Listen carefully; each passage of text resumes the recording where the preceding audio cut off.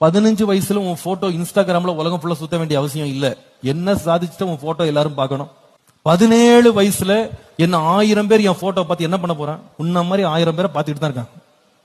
இது பெரிய சாதனை அல்ல. கர்த்தர் நம்மை மறைச்சு வச்சு நம்மளை உருவாக்குற இடம் தான். பிசாசும் உள்ள நுழைந்து நம்மை உருகுலைக்கிறதுக்கு என்னென்ன கொண்டு வர முடியுமோ கொண்டு வருவான். நீ ஒரு பக்கம் புக் எடுத்து உட்காந்து கிளாஸ்ல உட்காந்து டீச்சரை கவனிக்கலான்னு பார்த்தா பக்கத்துல இருக்க ஃப்ரெண்டு ட்ரக் எடுத்துட்டு வருவான். இது நடக்குது இன்னைக்கு. சிறு வயதுல இருந்தே கஞ்சா பழக்கம், சிறு வயதுல இருந்தே மாத்திரை போடுறது, நாக்கு கடியில கம் வைக்கிறது, இதெல்லாம் இன்னைக்கு கிளாஸ் ரூம்ஸ்ல சர்வசாதாரணமாக பரவி கொண்டிருக்கிறது. இது ஒரு பக்கம் சப்ஸ்டன்ஸ் அபியூஸ் ஒரு பக்கம். இன்னொரு பக்கம் பாத்தீங்கன்னா ஆன்லைன் அபியூஸ். அது வேற லெவல்ல பிள்ளைங்க மத்தியில பரவிட்டு இருக்கு. இன்டர்நெட் வாயிலாக தகாத காரியங்களை பார்ப்பது, தகாத நபர்களோடு தொடர்பு கொள்வது, தகாத காரியங்களில் ஈடுபடுவது, தகாத காரியங்களை பேசுவது, பகிர்ந்து கொள்வது, இது இன்னொரு பக்கம்.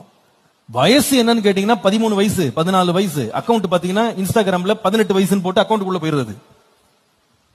அங்க இருக்கிற அத்தனை அருவருப்பை உட்காந்து பார்த்துட்டு இருக்குது. எப்ப எந்த காலமும் படிக்கிற வயசுல. 17 வயசு ஆகும்போது எனக்கு இனி கல்லூரி படிக்கிறதுக்கு இன்ட்ரெஸ்ட் இல்ல, எனக்கு டிப்ரெஷன் எனக்குன்றான். அப்ப என்ன பண்ண போறப்பா அப்படின்னா வீட்டுல உட்காந்துக்கிறேன்.